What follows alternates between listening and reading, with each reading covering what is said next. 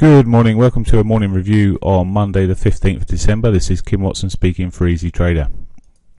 Okay, looking at the euro dollar first, and as you can see from the daily aspects, we've been continuing pushing up, but we've got into sort of a consolidated phase. I would suggest if I was to just literally draw a square here, you can see that we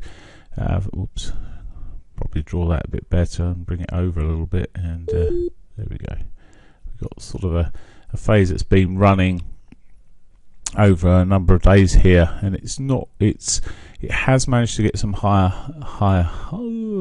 just about higher lows, but it's also got lower highs, and so there's this consolidated phase within this, and I've drawn a sort of a trend line across some of these lows here, and the highs, and as you see it's pinched in quite a bit there, and when you come back to the hourlies it shows the pinch even more. Looks like it's about to break the upper side of this, and maybe it could push up. It's always when it's pushing, perhaps it's in trend just. It was showing signs of higher lows, higher highs in the bigger picture until it's consolidated, so it could continue to push to the upside here. The only thing is the targets, well, maybe Friday's highs could be a reasonable area if they get up there, and maybe then into Thursday's, Wednesday's, Thursday's highs. At the moment it looks well, with that pinch there is the possibility to get up there. We do have the weekly pivot below us, which is often hit earlier part of the week, so I am a little bit aware of that, but at the moment certainly looks like it's trying to push up further, push up higher. Looking at the pound dollar, again, funny old picture going on here. Consolidation has been sitting there over a much longer period. In fact, you can see on the dailies here quite clearly it's just really struggled. It's had a couple of pips out of this sort of area, but not really got too far. Now again, it's pushing up. We've got the weekly, weekly pivot is below us again, so we've got the weekly pivots as with the euro quite tightly behind us. In the short term, again, we've got this relatively tight pinch sort of area. Now, from the daily point of view, we've been on the daily bars. We've been putting in higher lows and on occasion higher highs. So it's a bit the same as the euro from that perspective. On Friday, I was looking to short into any opportunity of getting it back into its monthly pivot there. There's still a possibility. It's trying to break out again on this bar here towards that area. I'll have to watch it carefully. I'm not sure if the legs are already there, but the whole it's become very, very pinched. You can see on Friday's trading it was horrendous in terms of each hourly bar just really whipsawing from the previous one.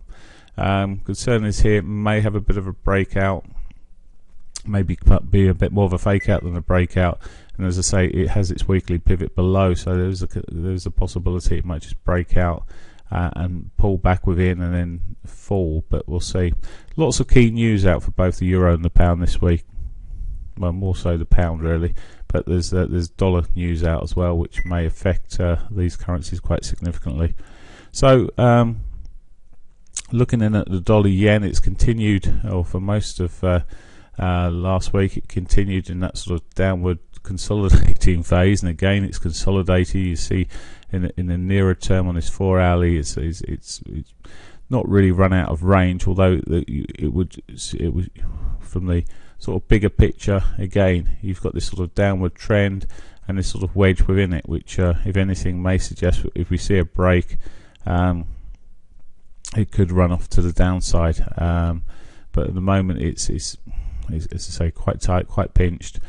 We do have the weekly pivot above as well, so if anything it might run back towards that at some stage. Aussie dollar, okay, so Aussie dollar's really struggled. I mean, one thing it's doing at the moment, oops, don't want to do that. There we go, bring this into show. I mean, we've got a bit of divergence going on at the moment. Now, there was, or is, let me just check. There there's some significant news out this week. Actually, I've got time got changed on that. Mid-year economic review, that's now been released. It should have been anyway. 224. Oh, yeah, it should have been out by now. Okay, so the mid-year economic fiscal report's been out. It's they've got news tomorrow. Got their monetary policy meeting minutes coming out tomorrow. So we've got a few things, and as I say, we've got some quite key US news, so may shape up the Aussie a bit more. Still hasn't hit its monthly pivot, so any break of this sort of descending trend may push it towards the monthly pivot, but and there is some divergence. I'm saying but there is some divergence. However, in the but comes in terms of the lower highs and lower lows all the way through this. It's not managed to do too much. These divergences on bigger time frames, well, they can work themselves off. In the short term, we do have the weekly pivot above us, which might just see us push up a little bit, but sorry, I've come down too far. There we go. There's a weekly pivot above us. May see us break this sort of descending trend line. If we can get any sort of shovel through that, well, we've run into the 50, but it could just get back up there. But like a lot of the other commodity type currencies, the Aussie is struggling, and it certainly is here. So probably not a surprise to see the overall pattern that's in there at the moment. So key news today, there isn't too much key news. The Aussie dollar has already had its the big event for the Aussie dollar out so far. There's the European German Buber monthly report coming out at 11, and that's about it actually for today. But the more significant news comes out tomorrow, so and Wednesday. So we could just see some consolidation leading into those days, particularly as we're leading through into Christmas. So there we go. Hope you have a great one. Bye for now.